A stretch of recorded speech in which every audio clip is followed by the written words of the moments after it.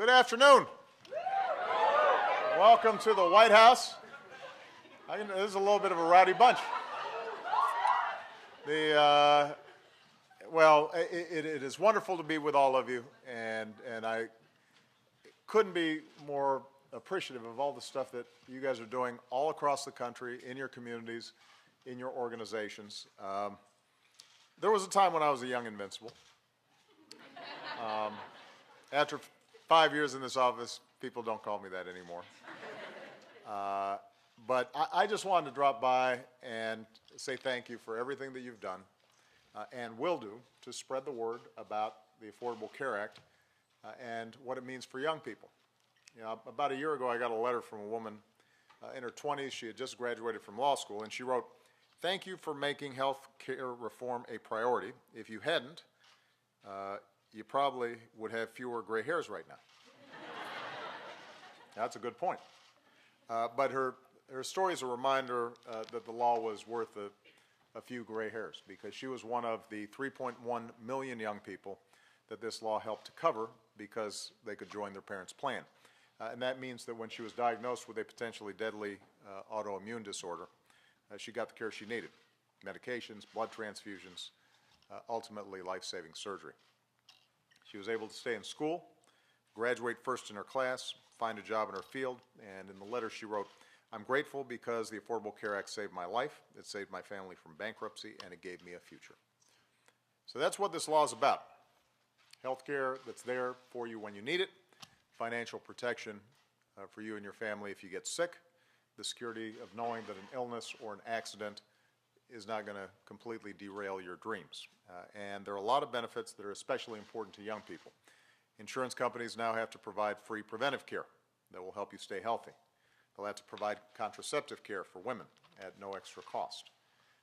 If you want to take a chance and start your own business or try multiple careers like many young people do, particularly in this economy, before you settle down, you're not going to have to wonder whether or not you can do that because you're worried about coverage.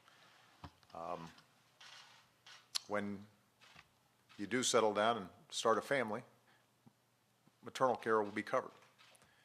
If you're a woman, you won't be charged twice as much as men because you're the one carrying the baby.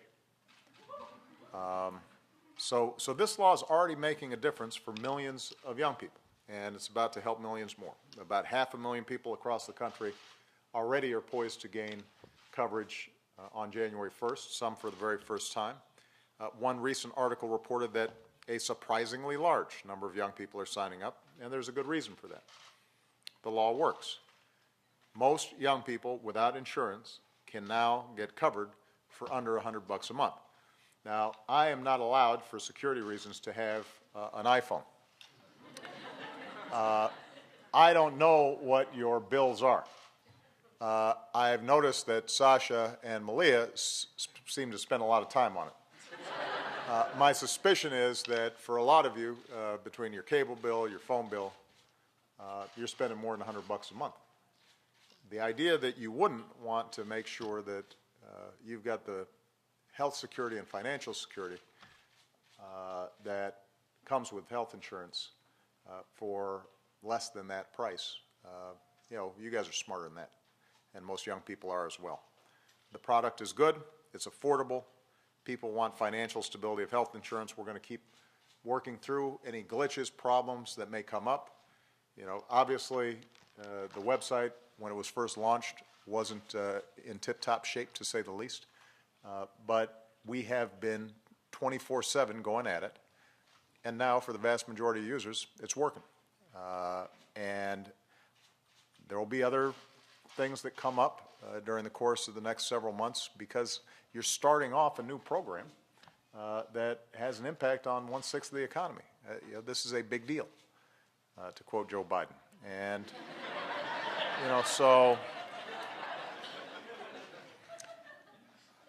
but we're just going to keep on working on it and improving it and refining it. And if we see a problem, we're going to fix it. But we're not repealing it, not as long as I'm president.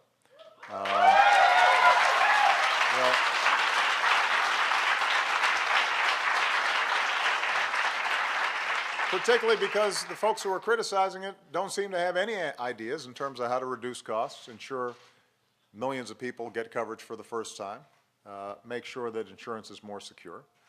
And those are things that the law is already doing.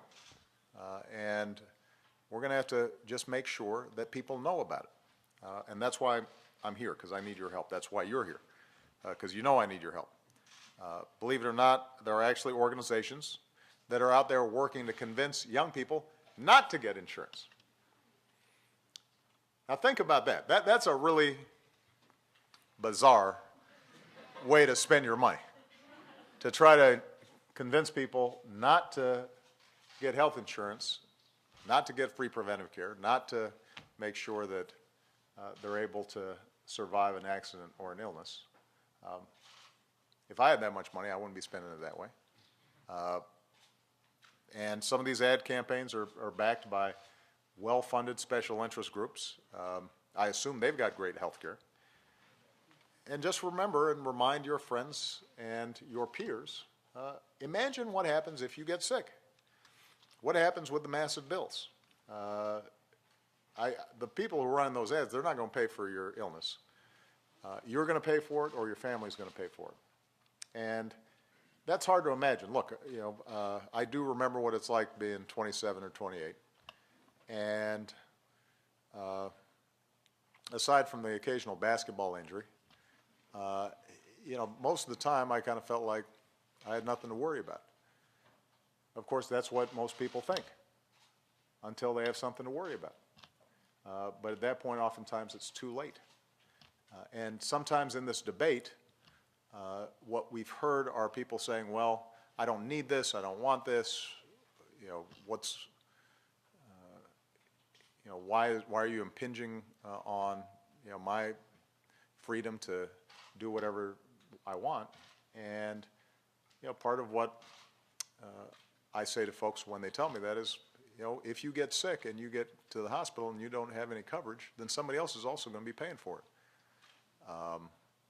It may be your family, they can't afford it, or it may be everybody else who does have health insurance and is acting responsibly and is essentially subsidizing for your care. And that's not what I think most young people want. They want to be independent, and this is part of feeling and being financially and from a health perspective secure.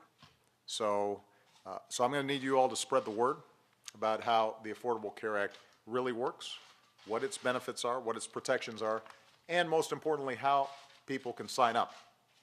I know people call this law Obamacare, and that's okay, because I do care, and I do. I care about you, I care about families, I care about Americans. But no matter how much I care, the truth is that for your friends and your family, the most important source of information is not going to be me, it's going to be you. They are going to trust you if you're taking them on a website, walking them through it, saying, look at the price you're able to get, look at the benefits you're able to get. That's what's going to be making a difference. So if you're a student body president, set up a conference on campus. If you work at a nonprofit, open your doors and use your email list to help people learn the facts. If you've got a radio show, spread the word on air. If you're a bartender, have a happy hour. And also probably get health insurance, because a lot of bartenders don't have it. Post something on your Facebook or Instagram. You can tweet using the hashtag #GetCovered. But do whatever it takes to make sure people have the information they need to make the decision that's right for them. If you're in a state that has its own state exchange, they're probably doing a lot of activities, and you should plug into those as well. If you're in a state that so far has not decided to set up a state exchange, then obviously we can make sure that you have all the information you need to succeed. But the bottom line is, I'm going to need you, and the country needs you. And a lot of your friends and peers, they may not know that they need you, but if something happens somewhere down the road where they really need to get to a hospital or a doctor, the fact that you have talked to them and gotten them involved is going to make all the difference in the world. And finally, let me just make a broader point to all the young people here. This whole exercise obviously has huge implications for this country's future.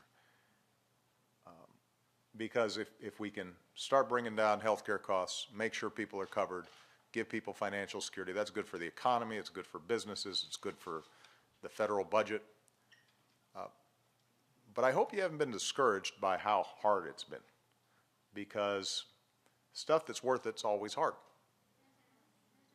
Civil rights movement was hard. Getting women the right to vote, that was hard. Making sure that workers had the right to organize, that was hard. You know, it's never been easy for us to change how we do business in this country, and particularly to address needs that, you know, a lot of people aren't worried about on a day-to-day constant basis, but then suddenly are desperately worried about it when a mishap happens. So this has been the case for Social Security, for Medicare, for all the great social progress that we've made in this country. And I want to say all that just because my hope is not only that you work hard to help folks get signed up today and tomorrow and next week, but I look around the room and I see a lot of leaders who are going to be leading the charge well into the future on a whole range of issues. Don't get discouraged. Be persistent. You may get a few gray hairs as a consequence, but I think at the end of the day you'll think it's worth it. All right? Thank you, guys. See ya.